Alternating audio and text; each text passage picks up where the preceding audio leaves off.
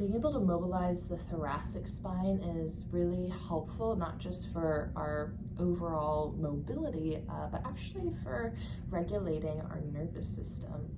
Now, the thoracic spine is our upper and mid back, so it's not the neck, right? It's right below the neck, and it moves all the way down to the bottom of the rib cage. So it's not the low back, it's everything in between. And the thoracic spine is meant to be a convex curvature, right? So there is meant to be curvature. Having a flat spine here actually isn't ideal for the spine. The curvature of our spine really helps distribute forces through the body. And another reason that we do want to maintain some curvature in the thoracic spine is, I don't have a ton here, my natural is more in that extended position. But the reason that we do want to build curvature in the thoracic spine, if we don't have it already, is our sympathetic nervous system, which is sometimes thought of as the fight or flight part of the nervous system. That's not all it does. It really does so much for our body, and it's not a negative at all. But it can be a little bit on overdrive where we get that fight or flight or overly alert state all the time or a lot of the time. And part of this might be stemming a little bit from this compression of the nerves that are in the thoracic spine. A lot of our sympathetic nervous system begins and is concentrated in this area of the back. And so if we're always putting those nerves under some compression based on the way the spine is overly extending versus giving it space in its rounded position, right, that compression that the nerves are getting, they're always getting stimulated if we're in this upright posture that we might think of as good posture. So that can be part of creating an overly alert and active state of nervous system and more sympathetic dominance. So what we're going to do is mobilize the thoracic spine. It's going to look very subtle, and it's going to maybe feel a little subtle, but it'll probably also feel very challenging if you're doing it right. Now, so basically all we're going to do is, you might know it as cat-cow, but extending the spine forward and flexing the spine back. Now, it's really easy to bring this motion into the more mobile lumbar spine, the low back, and let the pelvis move. So we're going to try to keep this area of the back pretty stable by sitting up against either a chair, or it could be the wall, but somewhere where you can feel, a gentle press of the low back into the chair, and a little tone of the abdomen to keep the low back anchored there. And this isn't necessarily the ideal place that we always want to be.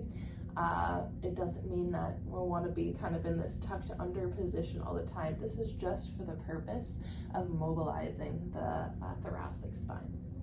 So you have that gentle tone through the abdomen so that the low back is anchored. And as you breathe in, you're moving the front of the rib cage forward. Now notice, if I were to keep going, I would lose that low back connection. So we're going to keep the low back connection. I'm going to lift my arm so you can see, and it's small. The rib cage, the chest moves forward, and then as I exhale, I round the mid back into the chair. And notice if the pelvis wants to overly tuck now, try to keep it in a neutral place. I'm going to wrap my arms just so that you can see the movement of the spine, but you can just keep the arms down by your side or anywhere that feels comfortable. So again, you'll inhale, push the rib cage, the mid upper back forward, and then exhale, round through that mid upper back again, noticing if you're tucking the tailbone, trying to keep that pelvis neutral as you inhale forward and exhale. So that's something that you can do a few times, and notice if there's any more freedom in the mid-back after. For me, I feel a lot more relief in that mid-back as I just kind of move around a little bit. And as we're doing that exercise, is because we are trying to target the nervous system as well as just the musculoskeletal system. right? We're not trying to force inhale or exhale, right? Let it be easy. Try to overall relax what doesn't need to be working in that movement. Right, so that would be what I would suggest to start with to mobilize the thoracic spine. But then next we can move into lateral mobilizations. Now, a lot of times when we do drills, or maybe you've seen drills to mobilize the thoracic spine, it's often twisting motions, but that's actually a pretty complex motion if you don't have the mobility in the thoracic spine. So I'd start with that extension flexion of the spine, and then we can move to lateral drills. So the lateral is just going to be isolating the rib cage, moving side to side. So rather than a side bend, right, we're mobilizing just that mid portion of the spine. So you might keep your hands, or you might place your hands on the rib cage to feel that push into one hand and then the other. And let's do this one with breath too. So as you breathe in, you're gonna shift to the left. And then as you exhale, you'll return back to center. And then shift to the right, breathe into the right hand. And exhale, come back through your center. Yeah, so making that shift first and then breathing in.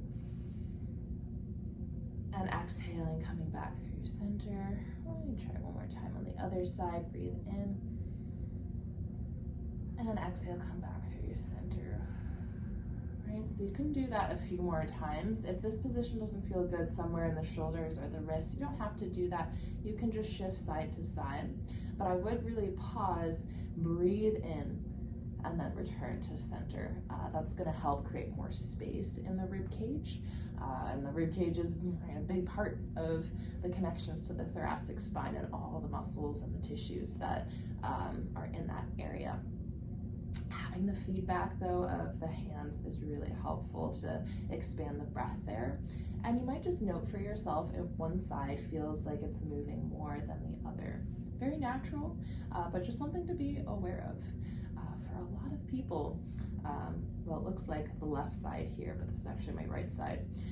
For a lot of people, the right side doesn't expand quite as much into the side of the rib cage, and there's a reason for that. It's some asymmetry, natural asymmetry in the primary muscle of breathing, the diaphragm, but that's another video. All right, once you've done some extension flexion, you've done some lateral, something that you can progress to is full circles through the rib cage.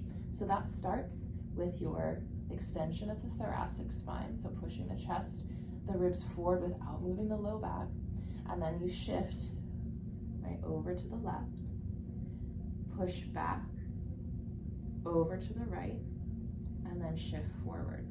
Now, if the thoracic mobilizations and flexion extension were very challenging, I would just stick with those, and then you can progress to side. But at the point where you feel like you can really isolate this mid part of the body and not move the low back and the pelvis so much, this is where you can add this drill in, right? So you can do a few circles in one direction, you can do a few circles in the other direction, take it slow. I would suggest breathing in and then a breathing out, right? Breathing in, forward and side, and then exhale, back and side, and then when you reverse the direction, you change that breathing pattern of inhale, forward and side, exhale, back and side. You can play around, switch it up, both maybe exhaling forward and then inhaling. It doesn't really matter.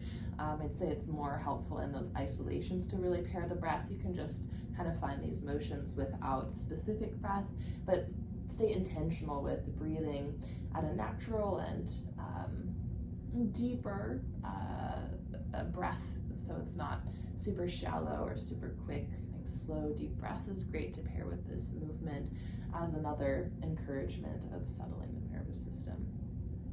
Right, and after you've done all of these things, then we can incorporate some rotation movements through the spine to isolate the thoracic spine. You really just need to, again, same thing with all the other ones, and twisting motions. You'll also stabilize the pelvis and the lumbar spine. Great way to do that is sandwich a block or a pillow or something between the thighs, and then finding your rotation this way so that the knees aren't moving, the hips aren't moving with you. Right? You're going side to side this way. Right? And so that can be done in a chair here. You could do it on the floor in different ways. Lots of options. And actually, an interesting thing that you might test first is before you do all your thoracic mobility drills is just do a twist one side and then the other. Notice the range of motion, notice the sensation. Do one of these drills or all of these drills and then go back to that rotation and see if there's more freedom.